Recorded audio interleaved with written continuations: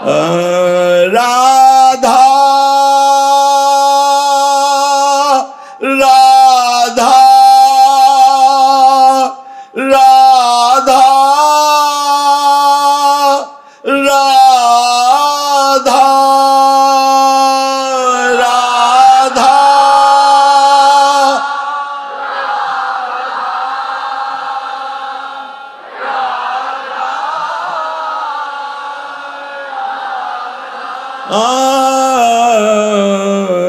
राधा राधा राधा राधा राधा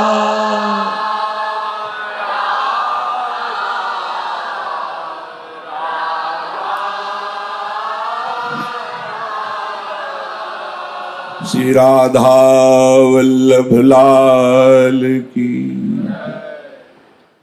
परम सच्चिदानंद घन आनंद स्वरूप प्रेम समुद्र ज्ञान वैराग्य ऐश्वर्य अनंत शक्तियों के स्वामी प्रभु श्री कृष्णचंद्र जी अर्जुन को निमित्त बनाकर हम सबको अविद्या जनित क्लेश अशांति भय से मुक्त कर ऐसे महासुख का मार्गदर्शन करा रहे हैं जहां किंचन मात्र भी दुख की संभावना भी नहीं है।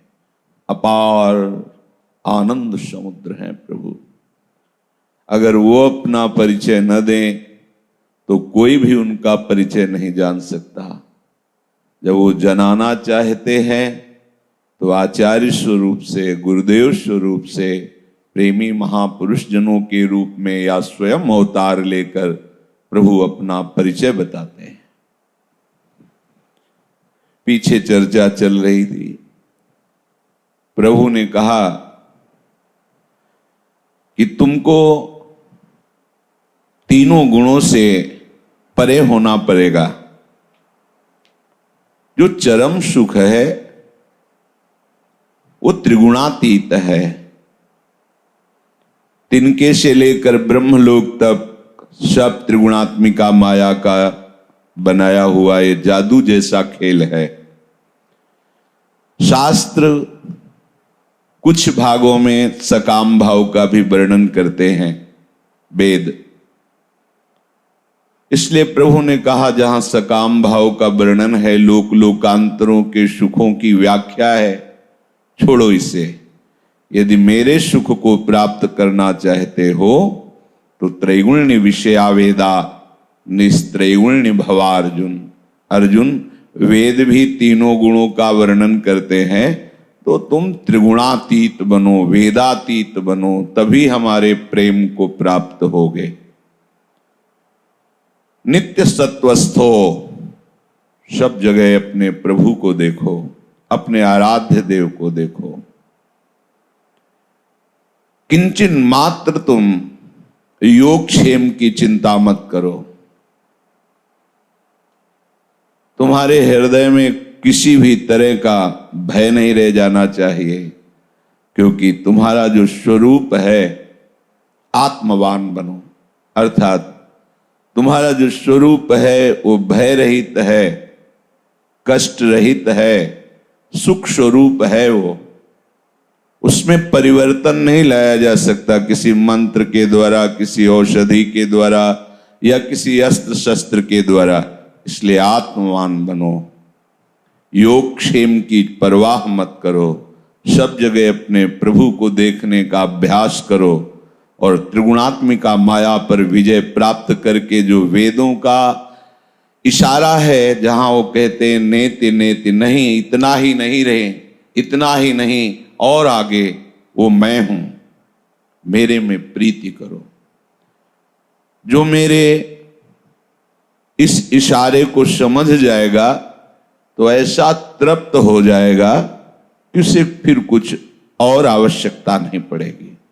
आगे के श्लोक में प्रभु कह रहे, यावानर्थ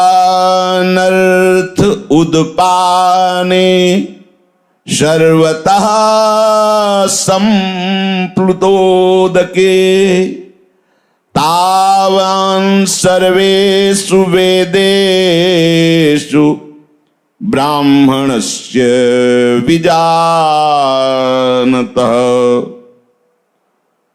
संप्लुतोदके, जैसे महान जलाशय की प्राप्त होने पर छोटे मोटे गड्ढों का महत्व नहीं रह जाता, ऐसे ही महान आनंद समुद्र मेरे तत्व को जान लेने के बाद फिर उसे कुछ जानना बाकी नहीं रहता। जो उपासक सत्संग के द्वारा प्राप्त उपासना के द्वारा अपना हृदय निर्मल करके मेरे तत्व को जान जाता है, उसको वेदों के कहे हुए यज्ञ, दान, तपस्या, तीर्थयाटन, व्रत, उपवास, इन सब से कोई मतलब नहीं रह जाता। ये भगवान कह रहे हैं। अलग अलग सीढ़ियां हैं उसी महारस धारा में डूबने के लिए।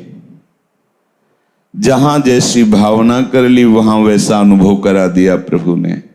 देखो, हमने भावना की कि विषय में सुख है, तो ना होते हुए भी अनुभव हो रहा है कि विषय में सुख है। वेद और शास्त्र और शास्त्रज्ञ महापुरुष कह रहे हैं ब्रह्म सत्यम जगन मिथ्या, पर हमें ये मिथ्या नहीं लग रहा, सत्य लग रहा, क्योंकि हम जैसी भावना करते हैं वैसा ही हमें प्रभु दर्शन कराते हैं। प्रभु है सामने, पर हमारी भावना हुई कि ये दुष्ट है, तो हमें दिखाई देने लगेगा ये दुष्ट है। जाकी रही भावना जैसी, प्रभु मूर्ति देखी तिन तैसी।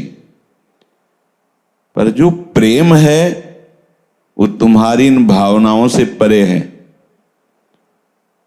वो जब तक प्रेमी महापुरुषों का संग नहीं होगा तब तक वो भावना ही नहीं बनेगी। और जब वो भावना बनेगी तो कह रहे हैं कि जैसे बड़े जलाशय की प्राप्ति के बाद छोटे मोटे गड्ढों की कोई स्मृति भी नहीं रहती, ऐसे ही ये प्रेम समुद्र वृंदावन में विलास करने वाले युगल सरकार के चरणों की शरणागति प्राप्त होने पर, उपासना प्राप्त होने पर, ये यज्ञ, तपस्या, व्रत, उपवास, नियम, संयम, तीर्थयाटन, ये सब छोटे छोटे गड्ढे हैं, छोटे छोटे जलाशय हैं ये। और वृंदावन बहत प्रेम सागर, जहां ये प्रेम समुद्र वृंदावन है। जो ऐसे प्रेम समुद्र प्रिया प्रीतम को अपनी आत्मा के रूप में, आराध्य देव के रूप में जान जाता है, वो महात्मा प्रेम समुद्र हो जाता है। जानत तुम्हें तुम्हें हो जाए, वो प्रेम समुद्र हो जाता है।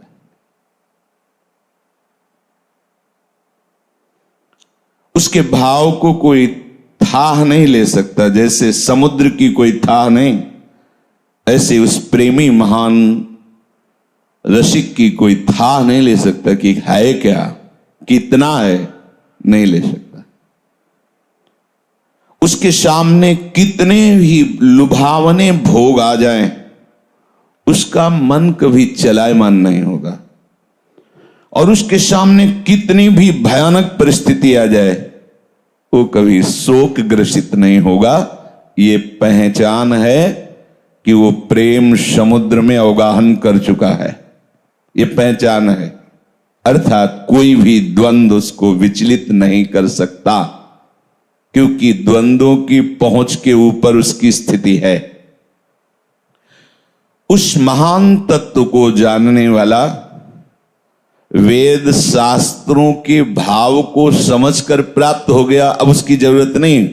इसलिए वेदान्नपि सन्यस्ति सा अवचिन्न अनुरागम लभते, वही जो अखंड प्रेम को प्राप्त हुआ है वो वेदों का भी संन्यास कर देता है।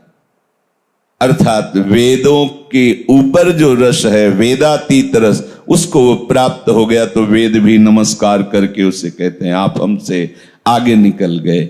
जो रस नेति नेति श्रुति भाख्यो, ताको तय अधर सुधारस चाख्यो। जो महापुरुष प्रभु की इस बात को समझ गया, उसके हृदय में फिर ये प्रश्न सब खत्म हो जाते हैं। पहले मैं उपासना करता था, अब ये है, पहले हमारे कुल देवी ये थी, पहले ऐसा, ये अनुष्ठान, वो अनुष्ठान, ये व्रत, वो नियम, सब ये सब क्या है? छोटे छोटे जलाशय हैं। हमें क्या प्राप्त हुआ है?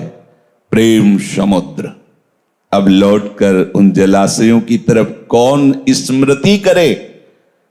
क्योंकि अथाह अगाध अनंत समुद्र में गोते लगा रहा है। छोटे मोटे गड्ढों की, जलाशयों की अब आवश्यकता नहीं है। जैसे जलाशय का सेवन करने वाला जो समुद्र में पहुंचता है, फिर उसे पता चलता है, नहीं तो वहीं तृप्ति माने हुए है ना। ऐसे ही सागर में एक बार आचमन कर लिया तो विश्व की समस्त नदियों का एक सहित आचमन हो गया। क्योंकि सब धाराएं, सब जल की राशि समुद्र में जाकर अपना अस्तित्व खो बैठती हैं और अपना नाम रूप खो के समुद्रमय हो जाती हैं। ऐसे ही जितने देवी देवता, शक्ति, उपासना, व्रत, नियम, संयम, यज्ञ, तीर्थाटन आदि आदि, ये सब छोटी छोटी धाराएं हैं।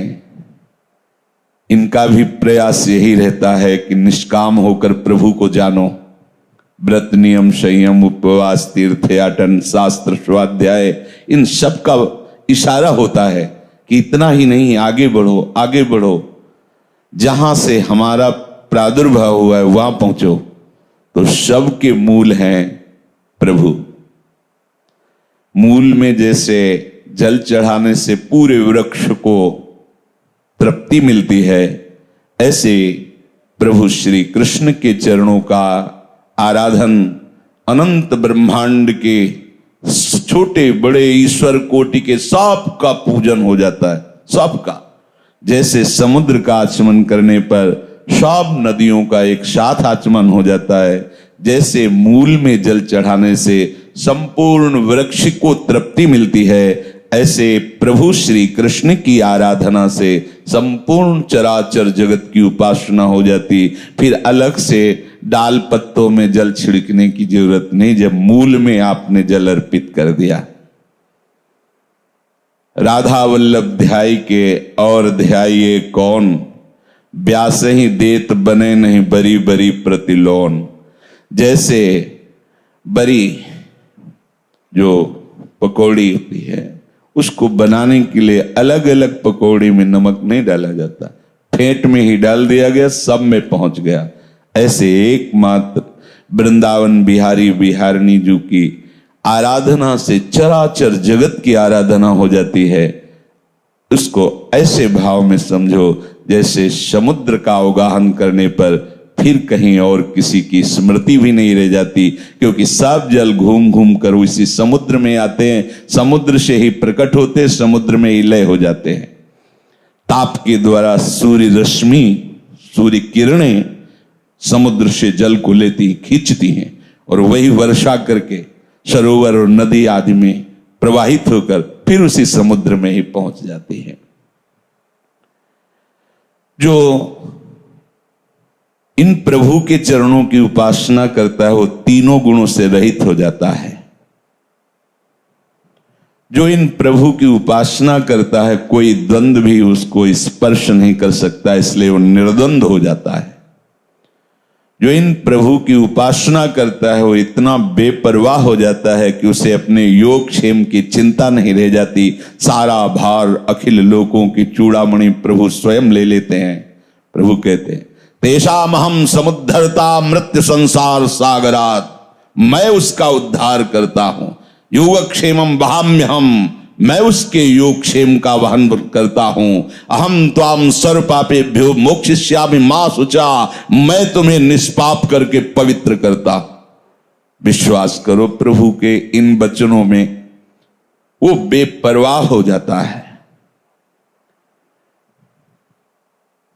ऐसा उसमें कभी अभाव नहीं दिखाई देता कि ये जान ले ये पाले, वो तृप्त हो जाता है।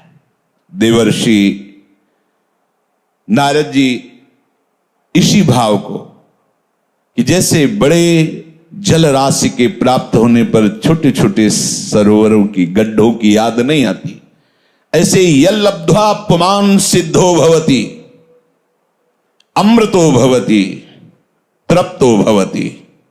उन प्रभु को प्राप्त करके, उन प्रभु का आश्रय लेकर, उन प्रभु के चरणों में अहमता ममता समर्पित करके सिद्धो भवति, वो सिद्ध हो जाता है। अमृतो भवति, वो अमर पद में स्थापित अपने को देखता है। कह रहे कि उसके हृदय में किंचन मात्र कोई लालसा नहीं रह जाती, क्योंकि तृप्तो भवति, वो तृप्त हो जाता। अब कृत्य भयो मैं, जिसे प्रिया प्रीतम के चरणों का आश्रय मिल गया और उनके चिंतन में लगा हुआ है, तो यल्लब्ध्वा पुमान् सिद्धो भवति। तो यहां सिद्ध का तात्पर्य कोई चमत्कार दिखाना नहीं, जो भगवत स्वरूप अणिमा लघिमा महिमा आदि सिद्धियां हैं, अष्ट सिद्धियां, उसकी भी आकांक्षा नहीं होती।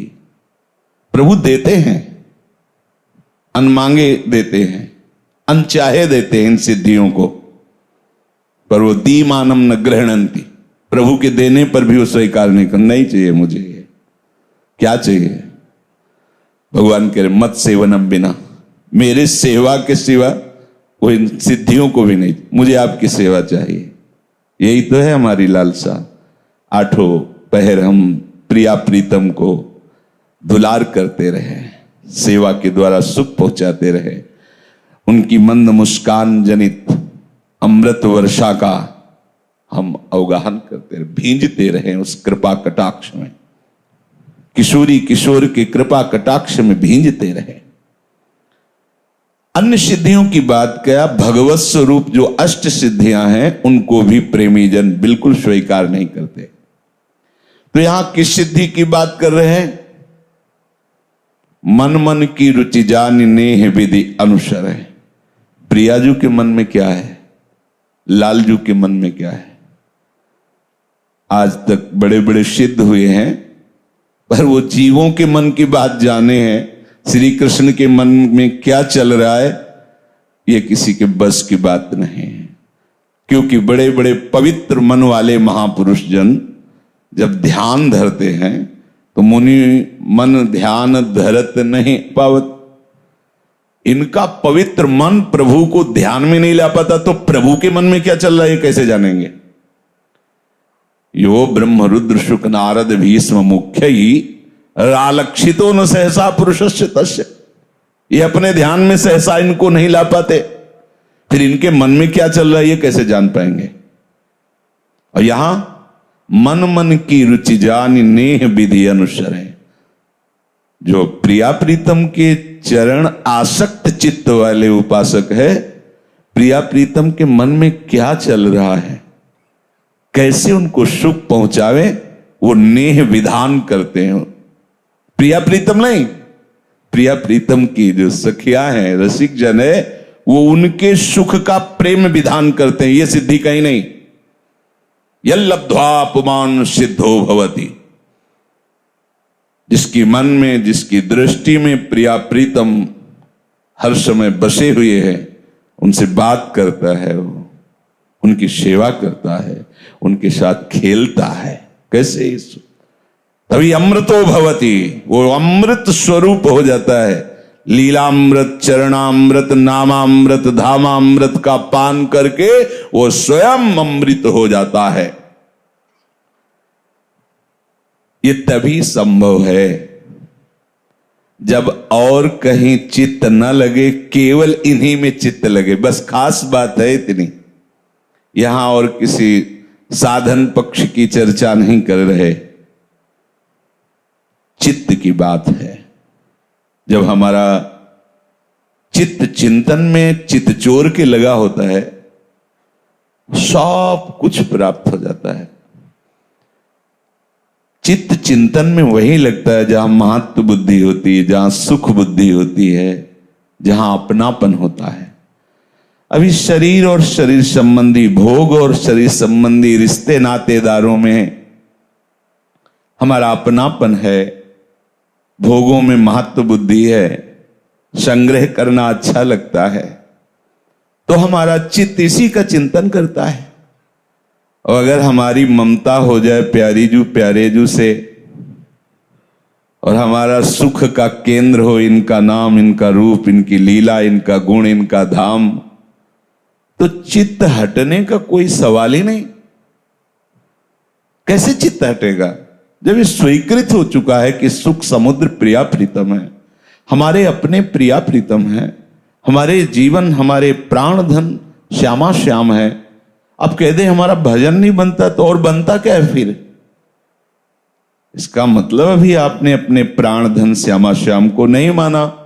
इसीलिए चित्त जहां तुमने प्यार किया है, अपनापन किया है, अहमता ममता समर्पित की है, वहां स्वाभाविक जा रहा है।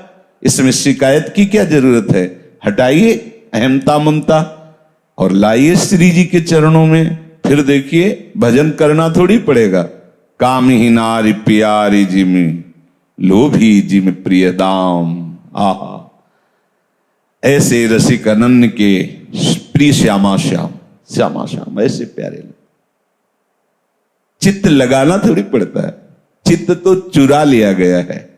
चंचल चित्त आकर्षणी, श्री जी का नाम। हमारे आपके चित्त के, लालजू के चित्त का आकर्षण, ये जितने मोक्ष पदवी हैं, सायुज्य, सामीप्य, सारूप्य आदि, एकत्व आदि, ये सब हाथ जोड़े खड़ी रहती है ऐसे प्रेमी के सामने कि मुझे स्वीकार कर लो। रोमांचेन चमत्कृता तनुरियम भक्त्या मनो नंदितम, प्रेमाश्रूणि विभूषयन्ति वदनम कंठम गिरो गदगदाः, नास्माकं क्षणमात्रमप्यवसरः कृष्णार्चनं कुर्वताम, मुक्तिर्द्वारि चतुर्विधापि किमियं दास्यास्य लोलायते। आहा, प्रीतम युगल सरकार की सेवा भावना में उपासक डूबा हुआ है।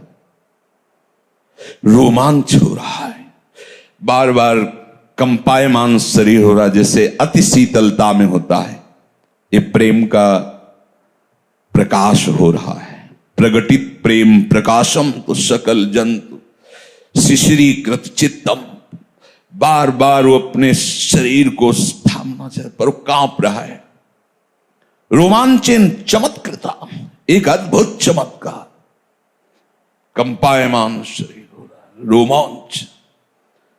तनुरियम भक्त्या मनो नंदितिम, मन महाआनंद में प्रफुल्लित हो रहा है। तन रोमांच से युक्त है, कंपायमान हो रहा, हृदय आनंद से भर गया है। और वो आनंद आंसुओं के रूप में प्रवाहित हो रहा है। स्वर भंग हो गया, जो जैसी पद्धति से गाया गया, बोला गया, वो सब भंग हो गया। गदगद कंठ, कह रहे कंठम गिरो गदगदाहा, साफ स्वर निकलना बंद हो गया।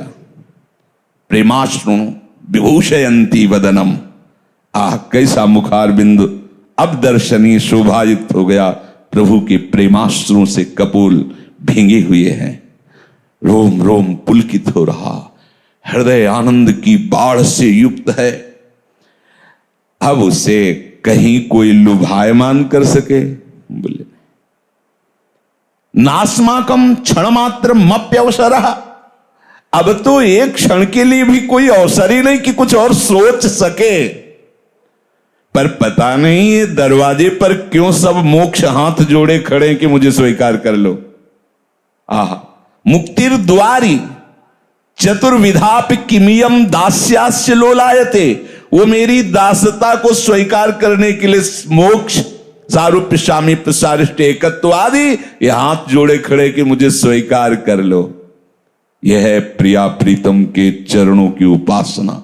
जिस मोक्ष के लिए उपनिषद तत्वदर्शी महापुरुष बड़ी बड़ी साधनाएं करते हैं, तब कहीं जाकर उस मोक्ष पदवी को प्राप्त करते हैं। और यहां प्रिया प्रीतम की सेवा करने वाले, कृष्णार्चनम कुर्वताम, श्यामाजू की अर्चना वंदना में वो मगन है। कितना सहज सरस उपासना, कितना महान मार्ग। थोड़ा सा धीरे धीरे चंदन करके, घिस करके, महीन धीरे धीरे, इसलिए जरा भी रफ्तार हुई चंदन में, शीघ्रता हुई तो स्थूल हो जाएगा, मोटा हो जाएगा, फिर पत्रावली से ही नहीं बनेगी। प्रिया जी को नाम सेवा हाथ में लिया, आधा घंटा डूबे हुए हैं उसी में। इसे आप ये न समझना कि कोई साधारण बात है। स्वयं प्रभु ऐसा श्री कृष्ण चंद्र जो करते हैं। यन्नामांकित मंत्र जापन पर प्रीत्या स्वयं माधव। माधव श्री कृष्ण चंद्र जो राधा नाम को अंकित करके सिंहासन में विराजमान करके श्रृंगार करके फिर नाम गायन करते, राधा राधा नाचते हैं, अशुभ प्रवाह करते हैं। अगर कृष्णार्चनम, सबके चित्त का आकर्षण करने वाले को कृष्ण कहते हैं, कृष्ण के चित्त का आकर्षण करने वाले को कृष्णा कहते हैं। कृष्णा, ये कृष्ण, ये मोहन को भी मोहित करने वाली मोहिनी जो हैं, और मोहन और मोहिनी जी को जो दुलार कर रहा है, उसकी कितनी बड़ी महिमा है। चतुर्विधापि किमियम दास्यास्य लोलायते, वो दासी बनने के लिए मोक्ष ये द्वार पर खड़े विनय करते, मुझे स्वीकार कर लो। सिद्धियों की बात क्या है? श्री राधा किंकरीणाम लुटत चरणयोर अद्भुता सिद्धि कोटि, करोड़ों सिद्धियां हाथ जोड़े खड़ी रहती, राधा दासियों के चरणों में नम्र हुई, मुझे स्वीकार कर लो।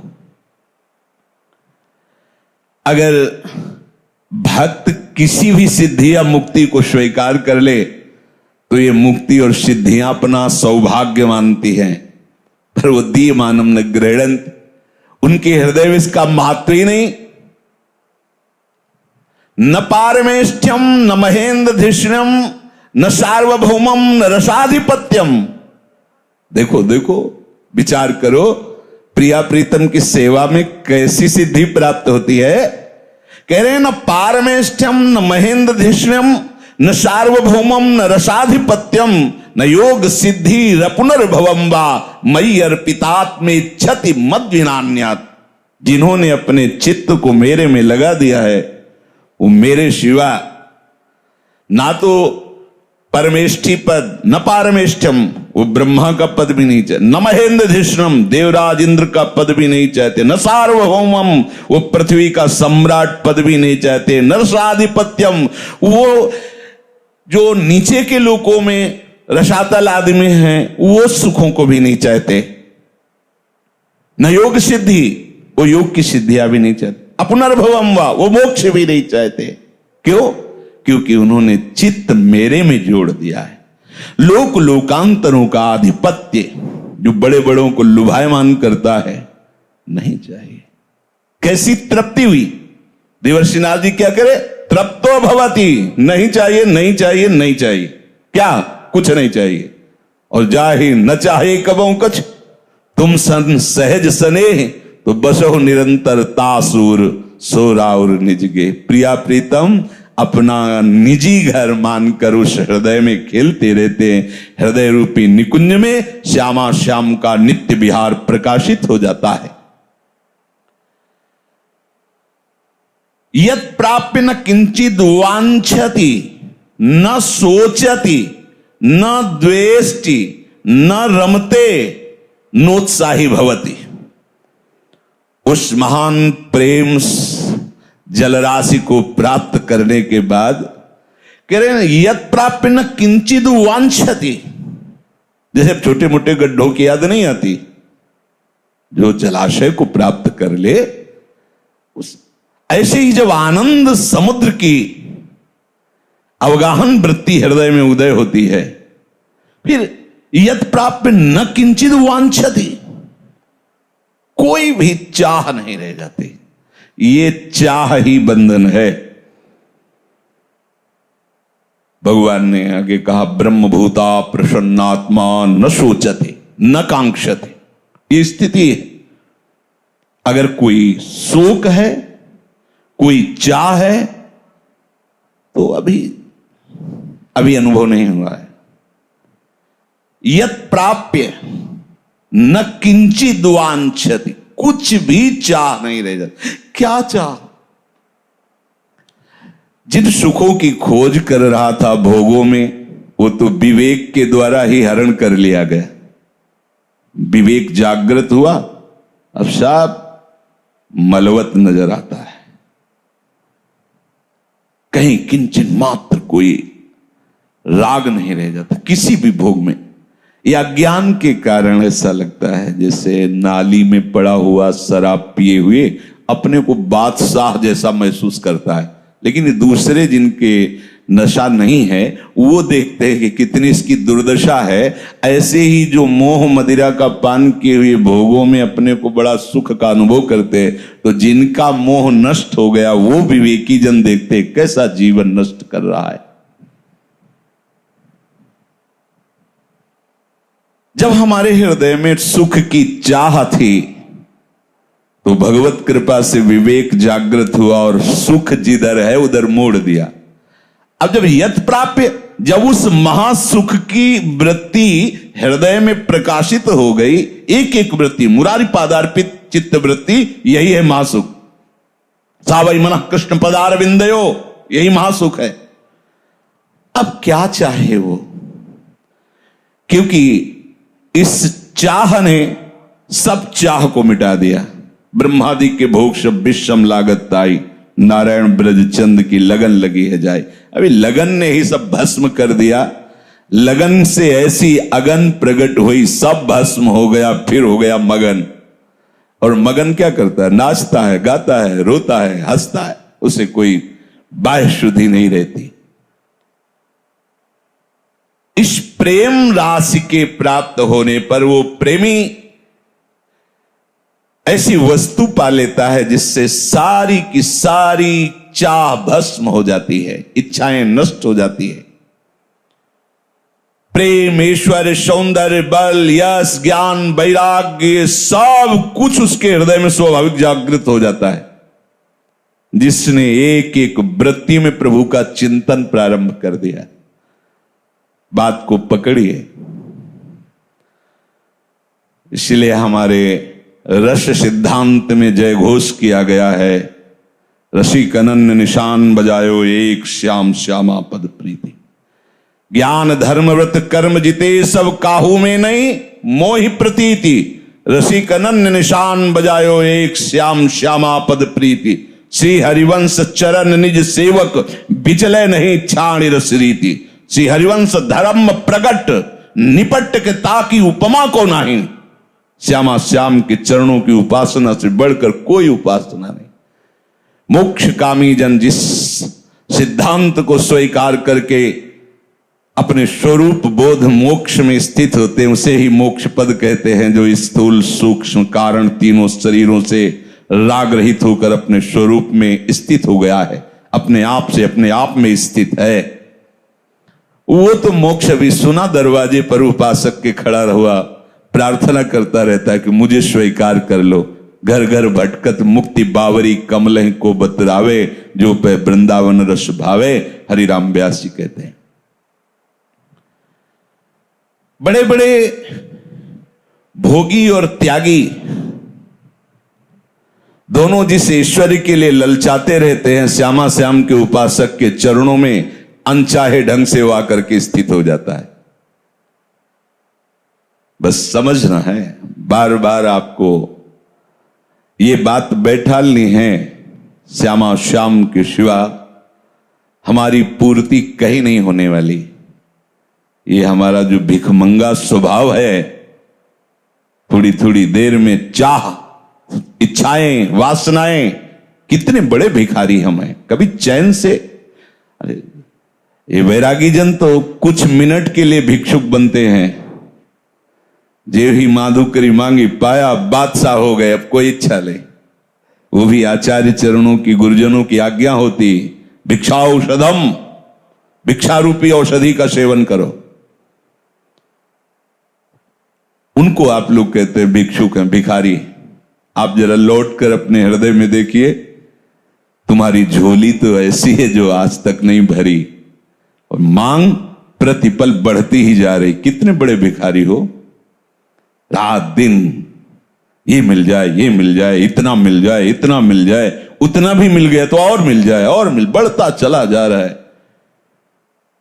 ये घिघियाना, ये भीख मांगना तभी बंद होगा जब ये गोरे सांवले चरणारविंद के दरवाजे पर मांगोगे। नहीं, और दरवाजों पर मांगने से मांग मिटने वाली नहीं। और इस दरवाजे की ऐसी महिमा है कि जिसने एक बार मांगा वो कभी फिर मांगने लायक नहीं रह जाता। अर्थात इतना मिल जाता है। यहां कह रहे, यत् प्राप्य न किंचित वांछति, उसे ऐसा कुछ मिल जाता है कि उसके अंदर चाह ही खत्म हो जाती है। न किंचित सोचती, कोई शोक नहीं रह जाता।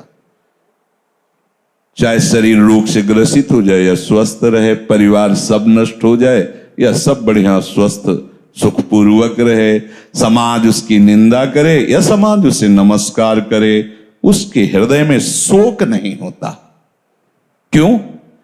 क्योंकि उसका यार अविनाशी है, उसका प्यार अविनाशी है। तो जो विनाशी वो विनाश हो रहा है, उसका प्यार और उसका यार तो अविनाशी है ना, इसलिए उसे कभी शोक नहीं होता। बोले नहीं, जो सामग्री सुख सुविधाएं थी उसने उन्हें सुख माना ही नहीं था, सुख माना ही नहीं था, सुख तो इनको माना था। तो जब हर्ष नहीं हुआ उनकी प्राप्ति पे, तो जाने पे उनको शोक भी नहीं हुआ। और दूसरी बात, जिसने किसी बिना सहयोग के एक संकल्प में अनंत ब्रह्मांडों को रच दिया, वो मेरा प्रीतम है। मेरे पास कितनी सुख सामग्री है, अगर वो नष्ट हो जाती है, उसको लगेगा कि इसको देना है, तो बिना किसी सपोर्ट के उसने अनंत ब्रह्मांड रच दिए, तो मेरे लिए व्यवस्था करने में क्या जाता है। इसलिए वो नष्ट हो जाती, कोई शोक नहीं छू जाता। पता है मेरा स्वामी इतना समर्थ है, उसको जिस समय जैसा चाहना होगा। सुदामा जी के लिए वहां कारीगर थोड़े भेजे थे, भैया भट्ठा से ईंट तय कर लो, सीमेंट खरीदवा लो, कुछ सरिया वरिया, और सुदामा के लिए मकान बना दो, ऐसा थोड़ी। सोचा, हो गया। जैसी द्वारिकापुरी है ऐसे ही सुदामापुरी बन गई। अरे सोचो ना हमारे प्रीतम कैसे हैं, कितनी सामर्थ है। अगर ये सोचोगे तो फिर सोच नहीं रह जाएगी, अगर ये नहीं सोचोगे तो सोच से परेशान हो जाओगे, तुम्हारी सोच तुम्हें परेशान कर देगी। न द्वेष्टि, अब उस उपासक का किसी के प्रति भी कभी द्वेष नहीं होता है जिसको ये वस्तु प्राप्त हो जाती। क्यों द्वेष नहीं होता? क्योंकि किसी से राग ही नहीं हुआ तो द्वेष कैसे हो जाएगा। राग होने पर चाहे जितनी चतुरता करो द्वेष हो ही जाएगा। काम होने पर क्रोध आ ही जाएगा। काम की पूर्ति में लोभ आता है, काम की अपूर्ति में क्रोध आता है। राग टिकाऊ नहीं होता, इसलिए वो द्वेष में परिणित हो जाता है। और जिसको अनुराग मिला है तो अनुराग अखंड होता है, प्रतिक्षण वर्धमानम होता है। इसलिए इसमें कभी गुंजाइश ही नहीं होती किसी के भी प्रति द्वेष होने की, क्योंकि जिसके हृदय में प्रेम का उत्साह बढ़ता है वो देना ही देना जानता है, लेना जानता ही नहीं है। लेने में राग ही नहीं है तो अब कोई उसे चाहे गाली दे, चाहे अपमान दे, या चाहे उसे दंड दे, कुछ भी, उसका लेने में राग ही नहीं तो द्वेष होगा ही नहीं। ये कथा नहीं कह रहे, ये प्रेम की प्राप्ति की वृत्ति का वर्णन कर रहे हैं। यदि किसी से भी द्वेष है तो उसके हटाने का बहुत सरल उपाय है, अनुभूत उपाय है।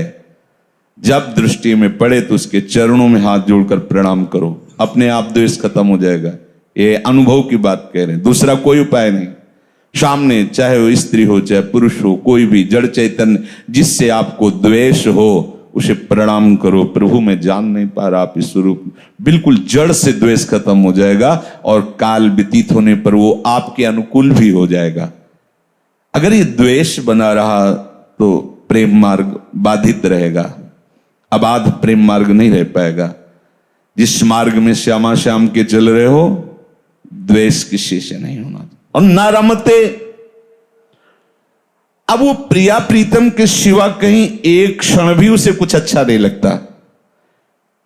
जैसे होता है कि इतने मिनट सत्संग सुना, इतने मिनट पाठ किया, इतने में अब चलो मनोरंजन करते हैं, तो अभी उसका मन कहीं रमण कर रहा है, वो अभी प्रेमी नहीं है। ठीक है, भगवत मार्ग में उत्साह बना रहा है, अच्छा है, लेकिन अगर कहीं उसे सुख मिल रहा है प्रभु के नाम दाम रूप लीला के सिवा, चलो थोड़ी देर ये देख लेते हैं, ये कर लेते हैं, हमसे अमुक से मिल लेते हैं, व्यवहार में उससे सुख मिलता है, तो अभी न रमते, चेष्टाएं होंगी।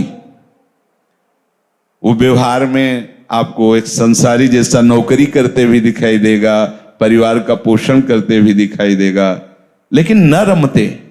मन तो जैसे महाभागवत श्री गोपीजनों के विषय में प्रभु कह रहे, या दोहने अवहनने मथनोपलेप प्रेंखेंख नार्भरुदितो क्षण मार्जनादौ गायन्ति चैन मनुरक्त धियोश्रुकंठ्यो धन्या ब्रजस्त्री उरुक्रम चित्तयाना। गाय को चारा डालकर हाथ फेर कर उनका दूध दूह रही है। देखो संसारिक कार्य, वो चावल निकालने के लिए ओखली में धान भी कूट रहे हैं, दही भी बिलो रही हैं, अपने आंगन को गाय के गोबर से लीप रही हैं, बालकों को लोरी सुना रही, उन्हें प्यार कर रही, तो बालक भी तो पैदा हुए है ना, तभी तो बालकों को दुलार कर रही। बिल्कुल ठीक जैसा लोक व्यवहार में होता है वैसे, जैसे अभी कहा ना, वो नौकरी करते हुए भी, व्यापार करते हुए भी न रमते। वो वहां तो बोले जब मन ही नहीं लग रहा तो कैसे होगा? नहीं नहीं, बहुत अच्छे से होता है। या दोहने अवहनने मथनोपलेपो, लीपते समय, दही बिलोते समय, दूध दूहते समय, बच्चों को दुलार करते समय, झाड़ू लगाते समय, बस उनकी आंखों से आंसू झरते रहते हैं और कृष्ण चिंतन में वो डूबी रहती है। आहा, श्री कृष्ण की कभी कोई लीला के चिंतन में, कभी नाम चिंतन में, कभी गुण के चिंतन में वो डूबी रहती है। प्रभु कह रहे हैं गोप रमणिया धन्य है। क्यों? तामन मनस्का मत प्राणा मदर्थे त्यक्त दैहिका, ये त्यक्त लोक धर्माश्च मदर्थे तान विभर में हम। इन महान प्रेमी जनों ने, गोपी जनों ने अपना मन मुझे दे दिया है, अपने प्राण मेरे में अर्पित कर दिए हैं, मेरे लिए सारे शरीर के संबंधियों का त्याग कर दिया है। समझना, सारे संबंधियों का त्याग कर दे, भगवान कह रहे हैं। लेकिन है संबंधियों के बीच में पति सेवा है, पुत्र सेवा है, गाय की सेवा है, घर परिवार, ठीक वैसे जैसे एक व्यवहार में लगी हुई गृहिणी। और अंदर की बात भगवान कह रहे हैं, तामन मनस्का मत प्राणा मदर्थे त्यक्त दैहिका। उन्होंने मेरे लिए अपने शरीर के जितने रिश्ते नाते संबंध है सब तोड़ दिए। लेकिन है वही, ध्यान दीजिए, क्योंकि न रमते, उनका मन तो प्रभु श्री कृष्ण की रूप माधुरी में, उनके हास परिहास वचन, उनके नाम, उनकी चेष्टा, अश्रु चल रहे, घर लीप रही, पति को जो सेवा सौंज, पुत्र की जो सेवा, सब की सब यथावत हो रही। और कह रहे हैं ये त्यक्त लोक धर्माश्च, मेरे लिए समस्त लोक धर्मों का त्याग कर दिया। कितना बड़ा त्याग है, त्याग की मूर्ति है गोपीजन।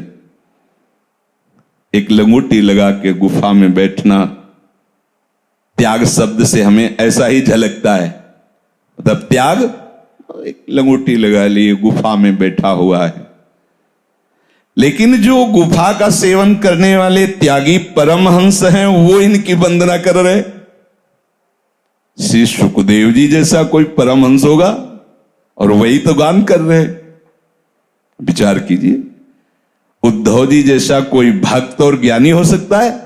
वो भी इनकी चरण रज लेने के लिए प्रार्थना कर रहे हैं।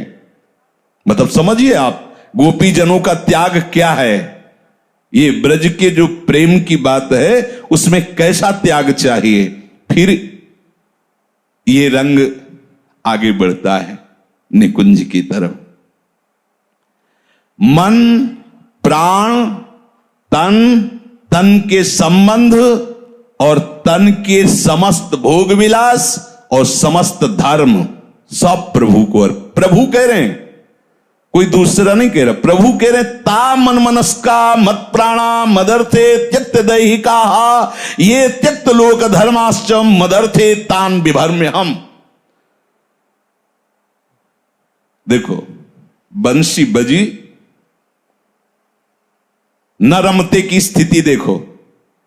उस समय अलग अलग स्थितियों में व्यवहार की क्रियाओं में दिखाई दे रही थी गोपीजन। ऐसा वर्णन है कि कोई तो लपसी पका रही थी, कोई श्रृंगार कर रही थी, कोई अपने पति के समीप थी, कोई अपने पुत्र के गोद में लेकर दुलार कर, सब अलग अलग सेवाओं में थी। लेकिन ज्यों ही बंसी कान में पड़ी तो एक बार भी ये नहीं सोचा कि हम एक आंख में अंजन लगाए तो दूसरे में भी लगा ले।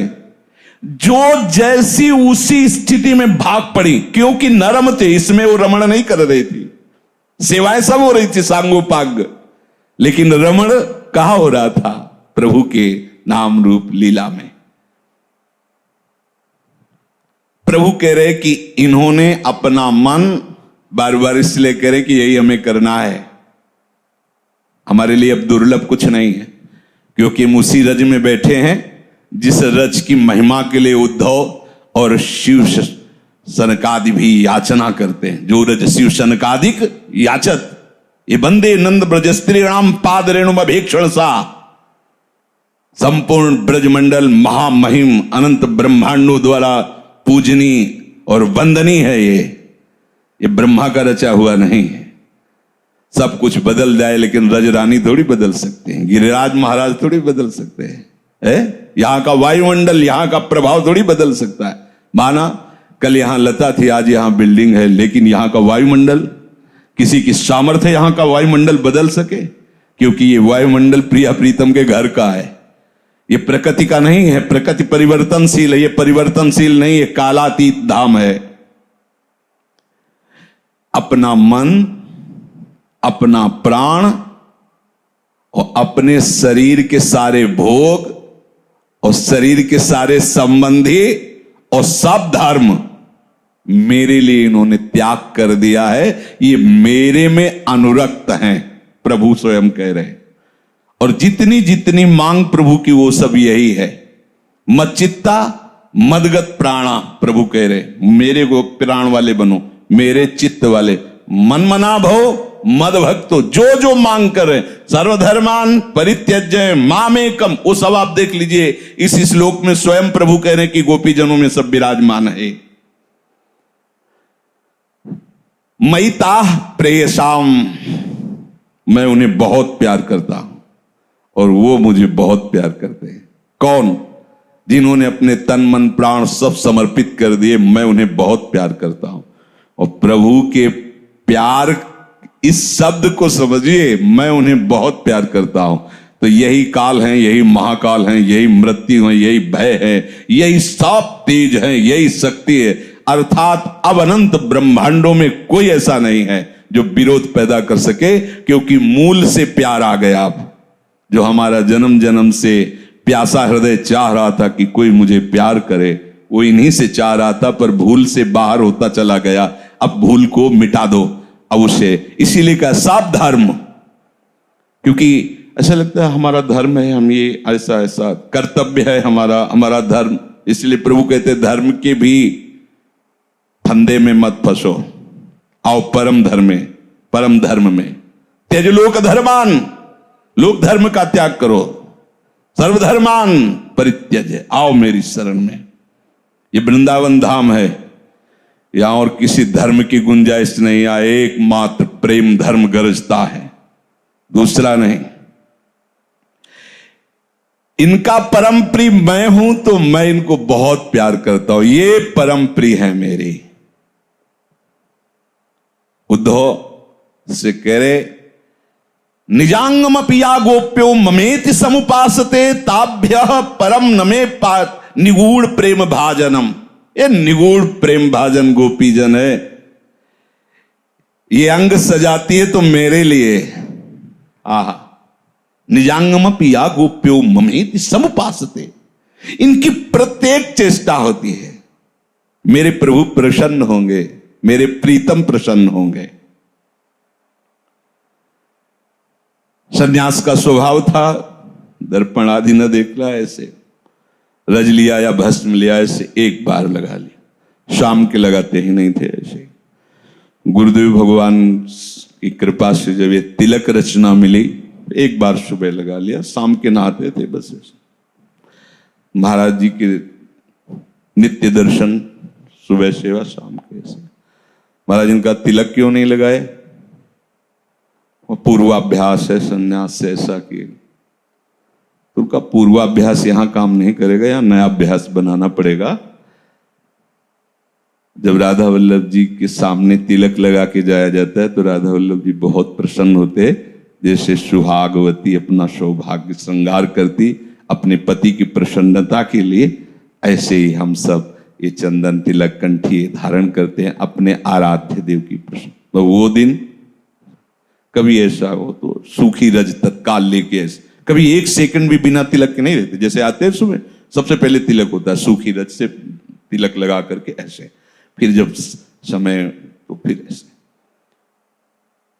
प्रभु कह रहे निजांगमपि यागोप्य, जो अंग की संभाल है वो अब इनके लिए है। समय से स्नान करना, इससे पवित्र रखना, प्रसादी इत्र लेके लगाना। अब श्री जी की सेवा में जा रहे हैं, कहीं पसीने की बदबू, ये निकृष्ट शरीर है, हाँ ऐसे बड़ा पवित्र भाव। ये किसके लिए? श्री जी के। सुबह से उठ करके जो चिंतन होता, किसके लिए? श्री जी के लिए। अब ये शरीर की संभाल, ये तिलक रचना, ये प्रसादी चंदन, प्रसादी माला, ये अपने सुख के लिए नहीं है। हम माला धारण करें तो अच्छे लगेंगे, यहां चंदन ऐसे लगाए, तिलक ऐसे लगाए तो हम अच्छे लगेंगे, नहीं। अब ये जो कुछ हो रहा है प्रीतम के अच्छे लगने के लिए, प्रीतम को सुख मिलता है। जब गुरुदेव ने कह दिया इसे सुख राधा वल्लभ जी को मिलता है तो हमें दूसरी बात सोचनी ही नहीं, वही कर ला। जब हमारे आचार्य लगाते, हमारे आराध्य देव लगाते, हमारे गुरुदेव लगाते, तो हम इतने कोई उदाहरण देने लगता है। लिखंति भुजमूल तो न खलु शंख चक्रादिकम विचित्र हरिमंदिरम न रचयंति भाल स्थले लसत तुलसी मालिकाम दधति कंठ पीठे नवा गुरुर भजन विक्रमात् को ईते महाबुद्धया। वो महाबुद्धया दिखाने के लिए नहीं, वो एक स्थिति है जिसमें कई दिन बाह्य वृत्ति ही नहीं हो रही है। दिन है कि रात है, स्नान करना है कि भोजन करना है कि शौच जाना है, वो वृत्ति ही नहीं, बैठे हैं डूबे।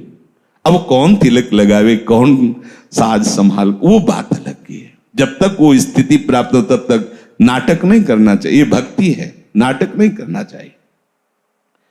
सहाया गुरवा शिष्या भुजिष्या बांधवा स्त्रिया सत्यम बदामिते। प्रभु कह रहे मैं सत्य कह रहा हूं। ये गोपीजन मुझे अपना गुरु मानती,